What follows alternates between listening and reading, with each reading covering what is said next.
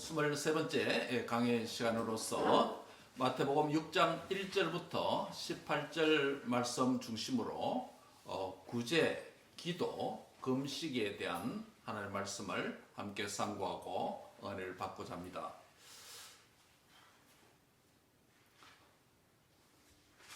사람들은 반려동물과 또 반려식물을 현대인들이 키우는 것을 아주 보편적으로 그렇게 즐기고 있습니다. 반려동물들을 키울 때 훈련을 시키게 됩니다. 주인의 뜻대로 잘 행동하고 또 소변과 대변을 잘 가릴 수 있도록 또 기본적인 의사소통을 할 수 있을 만큼 그렇게 훈련시키기도 합니다. 그래서 훈련의 과정에서 잘하면 칭찬을 하고 또 먹이를 주기도 하고 또 주인의 뜻대로 잘 하지 못하면 어릴 때부터 새끼 때부터 안 된다라고 NO 또 기다려 이런 지시어를 사용해서 그렇게 훈련을 하게 됩니다. 그렇게 한 이유가 뭐겠습니까? 어릴 때부터 잘못된 것은 안 되는 것은 안 된다라고 말해줘야 되고 또 잘하는 것은 먹이를 주면서까지 칭찬하고 그렇게 해서 적극적으로 그 일을 하도록 격려하는 일이 아니겠습니까? 식물을 키우는 것도 마찬가지입니다. 제가 식물을 키우는데 작은 취미가 있어서 이렇게 해보니까 식물도 씨앗에서 자라서 가만 놔두면 가지가 모든 방향으로 질서 없이 그렇게 자라가게 됩니다. 토마토도 심어보면 그냥 씨에서 모종이 나고 모종을 그냥 두면 막 자라게 됩니다. 그렇게 되면 이 병충해도 땅에서 가까운 잎들은 잘 해서 잎들이 시들고 잎들이 썩어 들어가고 그리고 또 열매도 많이 맺지 않습니다. 그래서 토마토가 크면 클수록 또 원줄기에서 또 그 잎으로 나오는 줄기 중간에 나오는 순들은 또 제거해줘야 바르게 크고 그 다음에 불필요한 가지는 정리해주고 또 가지들이 잘 한 방향으로 자랄 수 있도록 또 끈을 묶어주고 지지대를 세워줘서 원하는 방향으로 자라갈 수 있도록 그렇게 해야 병충해도 방지가 되고 열매도 많이 맺고 건강하게 자라가게 됩니다. 이 야채들뿐만 아니라 분재도 그렇습니다. 분재도 곡을 만든다든지 또 철사와 구리를 있어 와이어링 해줘서 가지가 원하는 방향으로 자라가도록 그렇게 해줘야 훌륭한 분재가 만들어집니다. 동물도 그렇고 식물도 그렇고 자라가는데 그 시작부터 원하는 방향으로 기르고 훈련시키기 위해서는 어릴 때부터 안 되는 것은 안 된다라고 말하고 또 행동하고 또 조치를 취하고 되는 것은 또 적극적으로 지지하고 그런 방향으로 자라가도록 지지제도 만들어주게 됩니다. 그렇게 되면 동물도 훌륭하게 자라가게 되고 식물도 원하는 만큼 또 아름다운 모습으로 성장하게 됩니다. 동물과 식물도 건강한 성장과 바른 방향으로 인도하는 것은 매우 중요하다고 생각됩니다. 이와 같이 예수님을 믿고 살아가는 그리스도인으로서 신앙 행위에 있어서도 이와 같이 어릴 때부터 안 되는 것은 안 된다라고 가르쳐 줘야 되고 또 하나님 기뻐하시고 또 말씀이 가르치는 방식대로 하는 것은 격려하고 칭찬하고 또 상을 주는 그런 행위도 필요합니다. 그렇게 해야 한 사람의 신앙이 건강하게 잘 자라게 되고 독립적인 신앙 인격이 되어서 건강한 신앙생활을 하게 됩니다. 우리의 언약의 자녀들도 그렇습니다.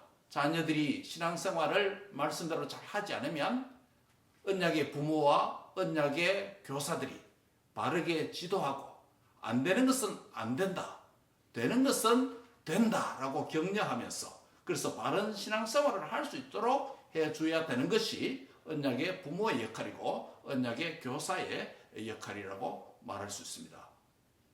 오늘 본문도 바로 그러한 부분에 대해서 말씀을 하고 있습니다. 예수님은 기독교인의 이 신앙생활에 있어서 아주 중요한 세 가지 신앙 행위를 언급합니다.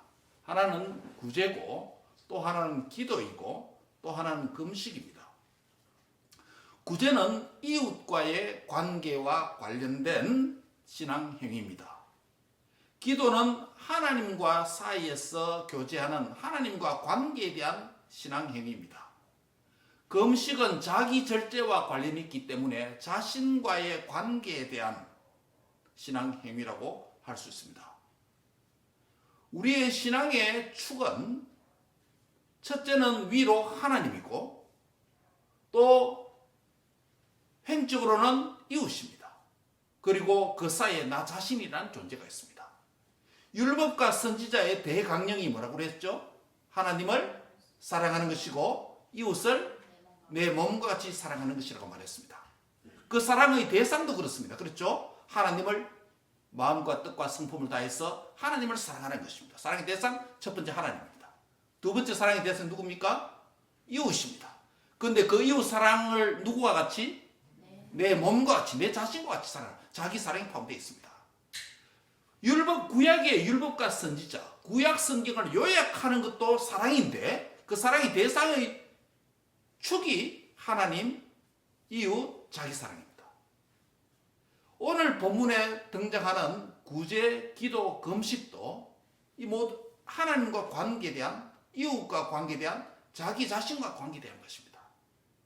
이 하나님과 이웃과 자기 자신과 관계된 대표적 행위가 오늘 본문에 기록된 구제, 기도, 금식입니다. 물론 이것 외에도 하나님에 대한 신앙 행위가 여러 종류가 있습니다. 그렇죠? 이웃에 대한 행위가 여러 개 있습니다. 자기 자신과 관련된 신앙 행위가 여러 개 있습니다. 그런데 오늘 본문에 마태복음 6장에 나타난 구제, 기도, 금식은 각각의 중요한 의미도 있지만 하나님과 이웃과 자기 자신과 관련된 중요한 대표적인 신앙 행위라고 말할 수 있습니다. 예수님은 오늘 이 본문을 통해서 그동안 어떻게 구제에 대해서 이해해 왔는지, 안 되는 것은 안 된다, 잘못된 것은 잘못됐다라고 말씀합니다. 그리고 구제를 앞으로 이렇게 해라라고 방향을 설정해 줍니다. 기도도 그렇습니다. 기도에 지금까지 어떻게 기도를 이해해 왔는지, 산상설교도에서 기도에 대한 잘못된 태도와 행위를, 관습을, 문화를 지적해 주십니다. 이것은 아니다, NO! 라고 분명하게 나팔을 불러주십니다. 그리고 기도는 이렇게 해야 된다라고 방향을 잡아주십니다. 금식도 그렇습니다. 자기 자신과 관련한 신앙 중요한 행위 중에 하나가 자기 절제와 관련된 것인데, 금식이 이렇게 그동안 행해왔는데 잘못된 것은 잘못됐다고 말해줍니다. 이게 예수님의 가르침입니다. 그리고 앞으로 금식할 때 이렇게 해라라고 방향을 잡아주십니다. 오늘 우리는 하나님과 이웃과 자기 자신과 관련된 신앙 행위에 대해서 잘못된 것은 잘못됐다라고 말씀하시고, 또 앞으로는 이렇게 해라고 바른 방향을 잡아주시는 예수님의 가르침으로부터 신앙의 교훈을 받고, 우리는 하나님과 이웃과 나 자신에 대해서 어떻게 신앙 행위를 하면서 그리스도인으로서 이 땅에서 살아야 될지, 그 말씀을 삼가고 우리에게 적용하고 은혜를 받고자 하는 것입니다. 지금까지 마태복음 5장 17절부터 48절까지 예수님은 6가지 주제를 다루었습니다. 그렇죠? 율법의 옛사람에게 이렇게 말하였으나 라고 말씀하시면서 율법을 갱신해주는 6가지 주제가 있었습니다. 첫째가 어떤 것이었죠? 살인에 대한 것이었죠. 두 번째는요, 간음에 대해서. 두 번째는 이혼 및 결혼에 대해서. 그 다음에 맹세, 보복. 지난주에는 6번째 마지막 순서로서 사랑과 미움 또는 사랑과 정오에 대해서 교훈을 받았습니다. 옛 사람에게, 옛 이스라엘에게 시내산에서 율법을 받은 모세는 이스라엘 백성들에게 이렇게 6가지 주제에 대해서 가르쳤으나, 예수님은 신약 백성들에게 영원한 도덕적 행위의 규범으로서 이렇게 갱신해 주셨습니다. 때로는 이스라엘 백성들이 잘못 이해하는 경우도 있었습니다. 그렇죠? 잘못 이해하는 경우도 있습니다. 재판법에 관해서 특별히 잘못 이해했기 때문에 그건 재판관에게 준 법이었는데 바로 잡아주셨죠. 당시에 그들이 잘못 율법을 해석하고 잘못 이해한 것도 많았고, 또 예수님은 새로운 방식으로 내면화시켜 주시고 갱신시켜 주신 부분도 많았습니다. 요약을 하면 이 6가지는 모두가 예수님에 의해서 갱신된 율법을 신약 백성인 교회에게 영원한 행동의 규범으로 주셨고, 하나님의 의의 표준으로 주셨고, 제자도의 삶의 규범으로 주신 것이었습니다. 한마디로 요약하면 과거에 기록된 율법을 갱신하여서 영원한 현재적인 행위의 규범으로 6가지를 교훈하셨습니다. 이제 오늘 이어지는 6장 1절부터 18절까지는 어떤 차이가 있을까요? 현재의 잘못된 행위를 지적하십니다. 그리고 새로운 행위의 규범을 제시합니다. 이런 점에서 6가지 율법에 대한 갱신의 부분은 율법을 갱신한 예수님의 가르침이라면, 오늘 본문의 6장에 있는 이 본문은 예수님에 의한 행위의 갱신이라고 말할 수 있습니다. 전자는 뭐라고요? 율법의 갱신이다라고 말한다면 6가지. 오늘 본문은요, 행위의 갱신이다. 잘못된 행위를 바로 잡아준다는 것이죠. 그래서 오늘 잘못된 행위 3가지 구제, 기도, 금식에 대해서 말씀을 살펴보고자 합니다. 앞서 말씀드린 대로 천국 백성된 주님의 부름을 받은 제자된 신약 백성들의 3가지 중요한 관계가 있습니다. 첫째는 누구와의 관계라 그랬죠? 하나님과 관계 중요합니다. 여러분, 하나님의 관계가 어떻습니까? 하나님과의 관계를 바르게 하기 위해서 우리는 주일날 주님의 앞에 나와서 예배를 통해서 주님과 언약 관계를 새롭게 갱신하고 있습니다. 예배하지 아니하면 하나님과의 관계가 건강하다고 말할 수 없습니다. 그렇기 때문에 우리는 하나님과 중요하고 의미 있는 이 관계를 날마다 새롭게 하기 위해서 매주 공예배를 통해서 이 관계를 점검하는 것입니다. 오늘 이 자리에 있는 성도 여러분, 하나님과 건강한 관계 안에서 신앙생활을 이 땅에 생명을 다하는 날까지 예배적 사명에 신실한 은혜가 있기를 바랍니다. 두 번째 축은 뭐라고요? 이웃에 대한 것입니다. 신앙생활은 내 스스로 하는 것이 아닙니다. 물론 구원은, 칭의의 구원은 개인이 예수님을 믿고 영접해야 그 사람이 구원받습니다. 그러나 그 칭의의 구원 이외에 죽을 때까지 사는 삶은 누가 관련이 있습니까? 이웃과 교회와 관련이 있습니다. 그래서 우리의 구원은 개인적이지만 교회 안으로의 부름입니다. 세례 서약도 삼위 하나님과 공교회 앞에, 정인들 앞에서 서약함으로 교회의 지체, 교회의 멤버십, 교회의 일원이 되는 것입니다. 그렇기 때문에 신앙생활할 때 이웃과의 관계는 너무나도 중요합니다. 믿는 이웃과의 관계도 중요하고 믿지 않는 이웃에 대한 사명도 중요합니다. 신앙생활을 하면서 이웃과의 관계가 바르게 되지 못하면, 지체들과 관계가 바르지 못하면 그는 건강한 신앙이라고 할 수 없습니다. 하나님은 구원받은 백성인 나 외에 또 다른 구원받은 나를 옆에 두었습니다. 때로는 그 사람이 부부가 되기도 하고, 때로는 그 사람이 가족이 되기도 하고, 때로는 그 사람이 자신의 자녀들이 되기도 하고 부모가 되기도 합니다. 때로는 그 사람이 내 곁에 살아가고 있는 또 다른 이웃들이 있게 됩니다. 그리스도인의 건강한 신앙생활은 이웃과의 관계입니다. 사랑하는 성도 여러분, 예수님 믿으면서 이웃을 생각하지 아니하고 이웃을 배려하지 아니하고 이웃과 브로큰 릴레이션십이 있다면 건강한 신앙이라고 말할 수 없습니다. 이것은 부부의 관계도 마찬가지입니다. 부모와 자녀 관계도 마찬가지입니다. 성도와 성도의 관계도 마찬가지입니다.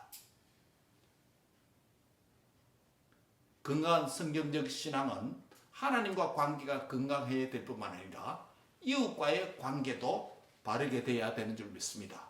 여러분의 옆에 있는 성도들과 가족들과 이웃들과 건강한 사랑의 관계가 되어지기를 바랍니다. 네. 마지막 세 번째 축은 자기 자신과의 관계입니다. 자기 자신과의 관계가 역시 중요합니다. 자기 자신에 대한 건강한 자화상을 갖지 못하면 다른 사람과 비교해서 못하면 우울감을 가지고 열등감을 가지고 또 미움과 정오를 갖게 됩니다. 또 다른 사람과 비교해서 내가 우울하면 교만해지고 우쭐해집니다. 이런 것들이 다 자기 사랑에 대한 잘못된 왜곡된 모습이라고 말할 수 있습니다. 먼저 오늘 구제에 대해서 상고하겠습니다. 오늘 세 가지 이 가르침에 공통된 말씀의 내용이 있습니다.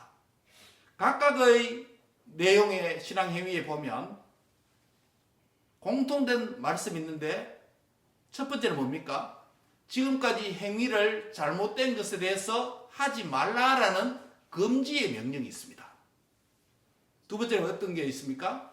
예수님의 판단이 있습니다. 세 번째는요, 예수님이 새로 행위를 갱신시켜주는 내용이 있습니다. 마지막 네 번째 단계는 하나님이 갚아준다라고는 하나님의 보상에 대해서 말씀합니다. 구제에 대해서 먼저 한번 살펴볼까요? 본문 2절에 보면 예수님은 구제할 때 외식하는 자에 대해서 사람에게 영광을 받기 위한 잘못된 동기로서 회당이나 거리, 오픈 스페이스에서 나팔을 불지 말라라고 금지의 명령을 하고 있습니다. 이게 1단계입니다. 이것은 현재 이러한 외식적인 구제 행위를 주님이 잘못된 것이라고 말씀하시면서 금지합니다. 두 번째 단계에서 뭐라고 말합니까? 2절 하반절에 보면 진실로 너희에게 이르노니, 이 말씀은 우리 5장에서도 있었죠. 그렇죠? 일부러 갱신할 때마다 있었습니다. 진실로 너희에게 이르노니라는 말씀은 말씀의 권위를, 말씀을 주신 분의 권위를 가지고 말씀한다는 것입니다. 뭐라고 말씀합니까? 2단계에서 저희는 자기 상을 이미 받았느니라. 구제를 할 때 자신을 나타내려고 하는 그런 동기를 가졌다면 이미 그는 자기 상을 받았다라고 예수님의 판단이 두 번째 단계에 있습니다.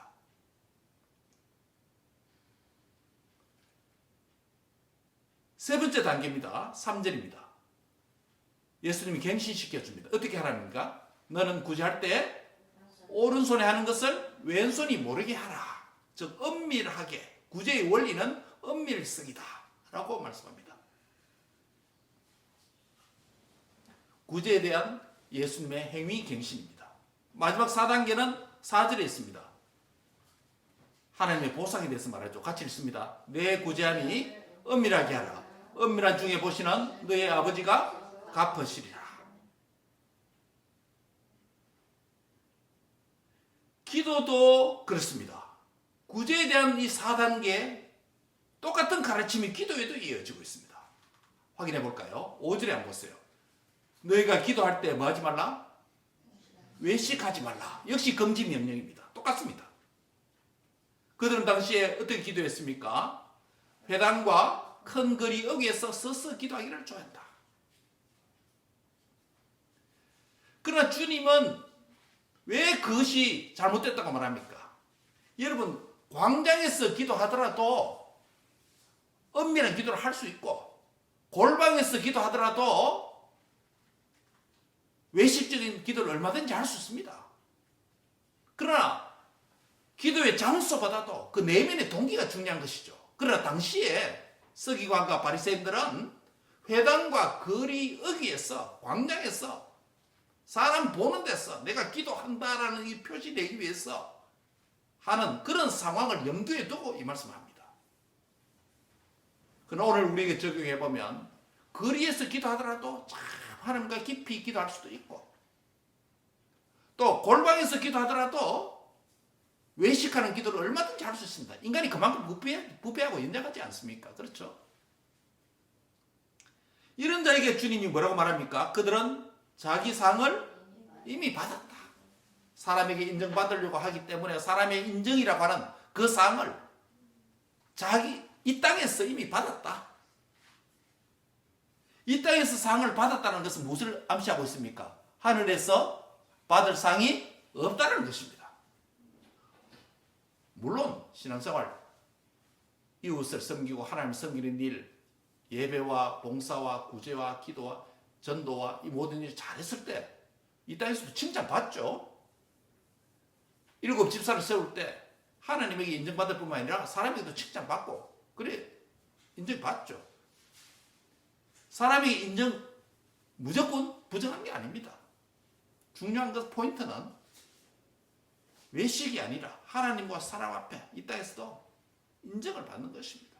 그래야 할 때 이 땅의 상으로 끝나지 아니하고, 이 땅의 칭찬으로 끝나지 아니하고 천국에 가서 하나님으로부터 받는 상급이 진짜 상급이고 그것을 받기를 사모하라 라고 말씀하시면서 외식적인 기도를 금지하고 있는 것입니다.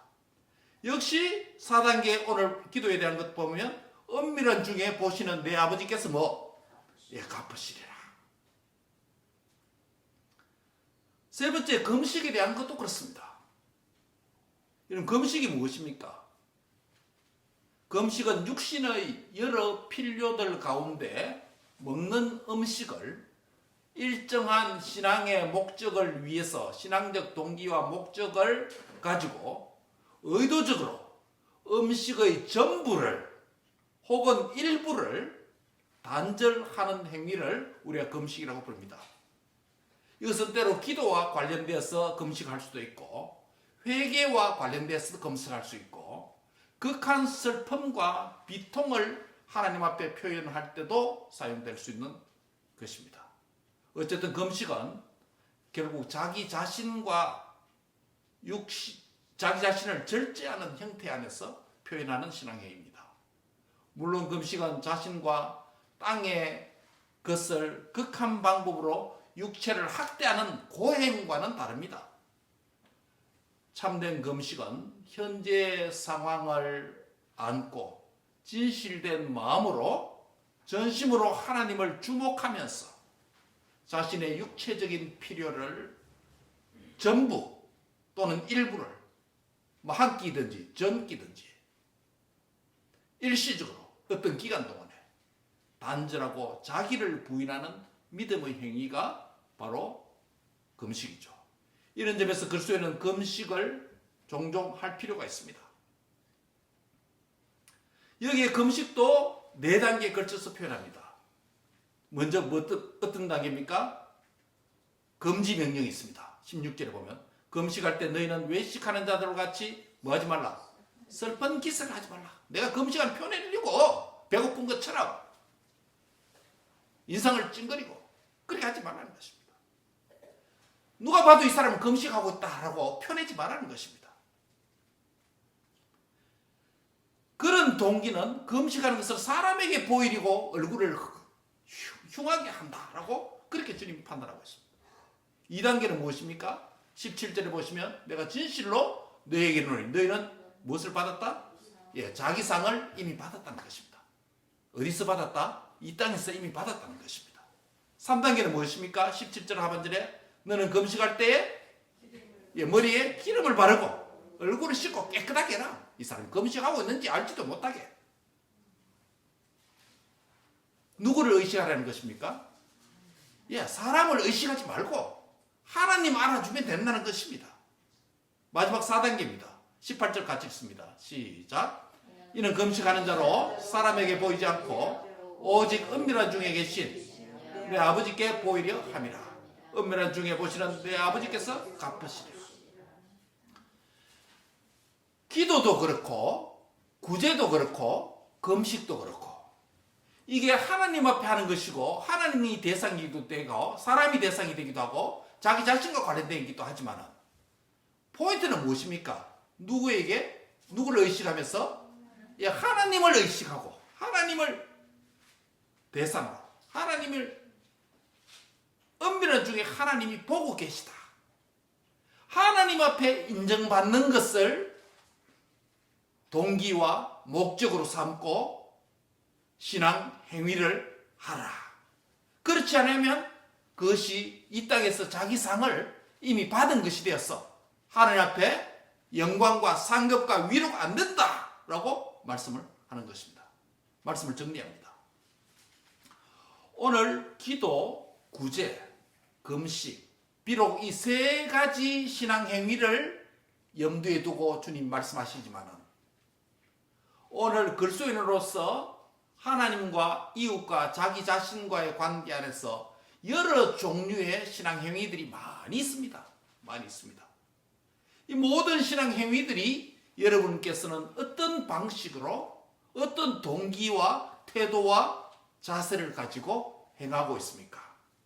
오늘 주님은 당시에 이 세 가지 행위에 대해서 행해오던 방식, 문화, 모든 것들을 잘못된 것은 잘못됐다라고 지적하시면서 금지하시고 또 예수님께서 그것을 판단하시고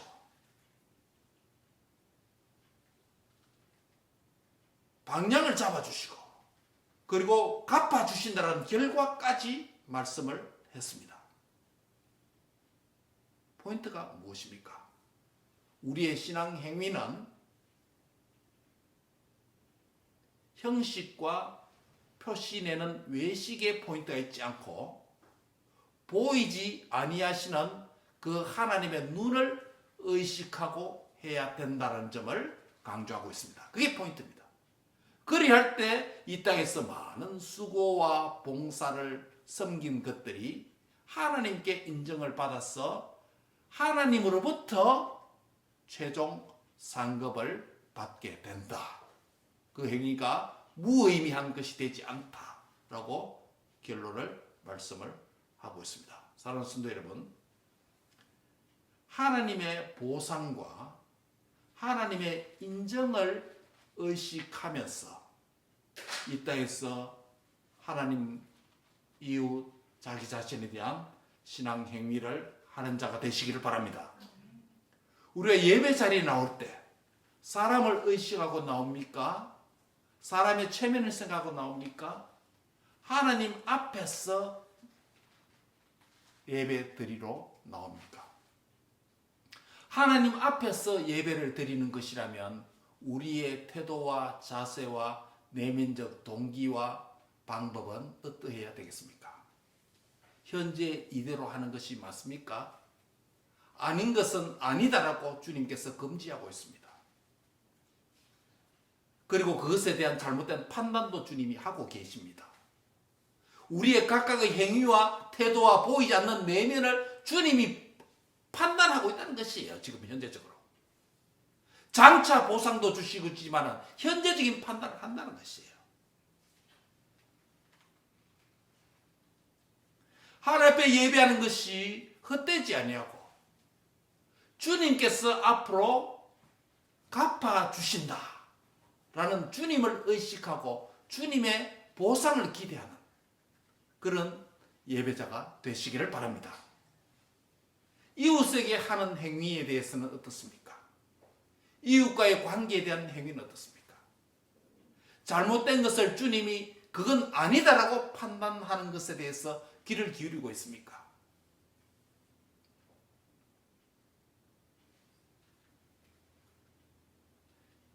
이웃과의 관계와 교제를 주님께서 현재적으로 판단하실 뿐만 아니라 미래에도 주님께서 갚으시고 인정을 하신다는 사실을 여러분이 기억할 수 있기를 바랍니다. 형제 자매들과의 관계와 교제가, 섬김이 우리 주님께서 인정하시고 갚아주실 만한 그런 합당한 섬김과 관계가 되시기를 축복합니다. 자기 자신과의 관계도 그렇습니다. 자기 자식과의 관계도 그렇습니다. 자신의 절제하는, 오늘 본문에서 금식을 이야기해놨지만은 자기 자신을 절제하고 자기를 부인하고 자신을 내려놓고 하나님과 이웃을 섬기는 그런 사명자가 되시기를 바랍니다. 그것이 잘못되었다면 주님이 잘못됐다라고 여러분 내면에 말씀하실 수 있습니다. 또한 그것을 주님이 현재적으로 판단하십니다. 장차 주님께서 하늘에서도 또한 갚아 주실 것입니다. 여러분 미국의 콜게이트 아시죠? 콜게이트 많은 회사죠? 예, 치약 뭐 이런 회사 아닙니까?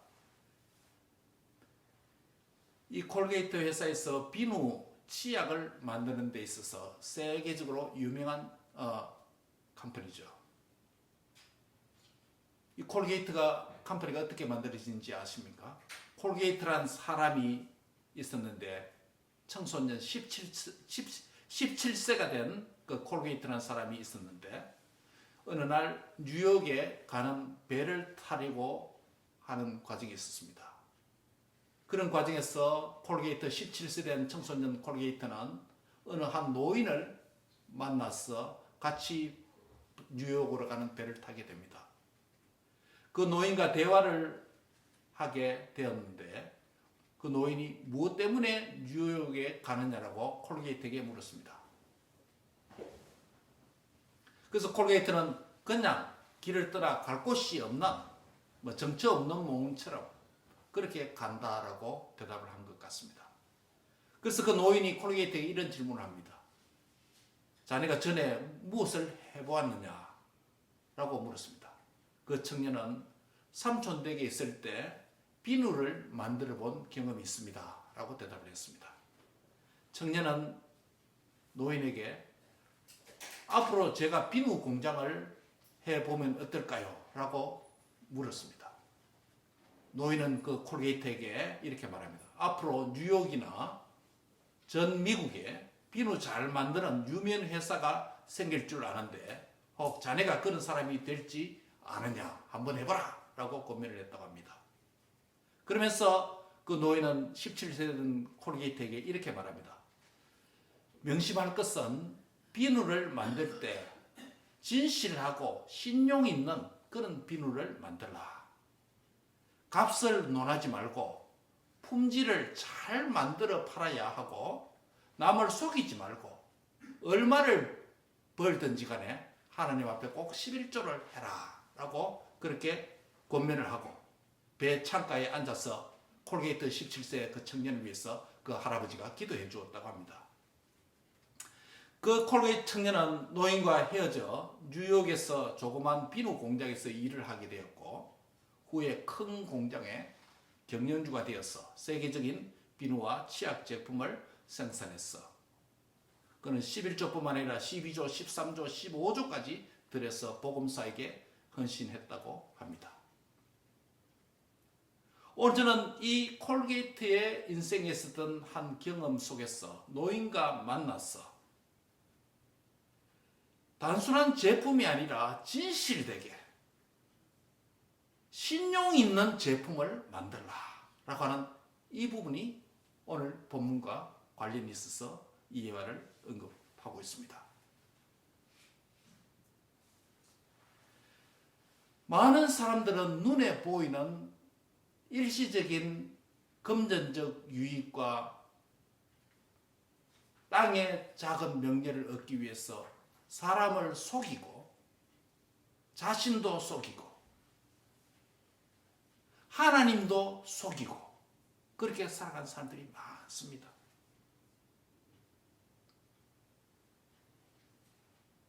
당장 땅에서 큰 유익과 큰 물질과 큰 명예를 얻기 위해서 그렇게 양심을 버리고 하나님도 잊어버리고 이웃도 잊어버리고 자신의 고객도 무시해버리는 이런 신용을 버리는 부정직한 사람들이 많습니다.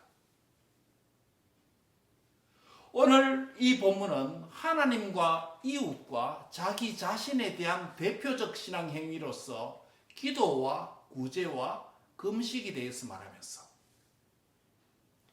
사람 앞에 사람의 눈을 의식하고 하는 행위는 이 땅에서 상을 이미 받았다. 조그만 유익, 조그만 소득, 조그만 명예 이미 받았다. 그게 전부다. 그러나 하나님을 의식하고 하나님 앞에서 정직하고 진실되고 신실하게 그 사는 삶에 대해서는 이 땅에서 사람이 혹 몰라주고 알아보지 못한다 할지라도 하나님께서 반드시 갚아 주신다 라고 하는 말씀입니다. 사랑하는 성도 여러분, 하나님은 우리 눈에 보이지 않기 때문에 하나님에 대한 예배적 의무를 간과하고 가볍게 살아갈 수 있습니다. 하나님이 눈에 보이지 않기 때문에 이웃 사람들의 그 마음속에 계시는 하나님이 없는 줄 알고 이웃을 함부로 대하고 이웃을 가볍게 대하고 정오하고 미워하며 살아갈 수도 있습니다. 하나님이 눈에 보이지 않기 때문에 내 안에 계신 하나님을 보지 못하기 때문에 나 자신도 속이고 나의 양심도 속이고 나의 욕심과 탐욕을 위해서 질주하는 인생처럼 살아갈 수도 있습니다. 그러나 분명히 기억하시기 바랍니다. 오늘 4단계로 말씀하시는 가운데 우리 주님이 그러한 것들은 잘못됐다. 오랜 전통과 문화와 그런 삶을 살아온 것들 잘못됐다라고 주님이 말씀하십니다. 그리고 바로 잡습니다. 판단해 주십니다. 그리고 어떻게 살아야 될 것인지 말씀합니다. 그런 후에는 반드시 마지막에 뭐가 있다?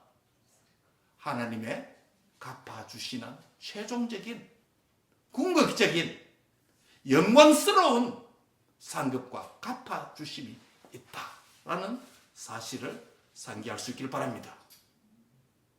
내 아버지께서 갚으시리라. 하나님께서 갚아주시는 하나님께 거룩한 채무를 주는 그런 여러분의 모든 신앙 행위가 되시기를 바랍니다. 사람은 몰라주더라도 세상은 몰라주더라도 하나님 바라보고 신앙생활 하시기 바랍니다. 먼저 그의 나라와 그의 의를 구하는 주의 제자가 되시기를 바랍니다. 오직 하나님만 의식하고 하나님의 눈치를 보고 신앙생활하는 성도들이 되시기를 바랍니다.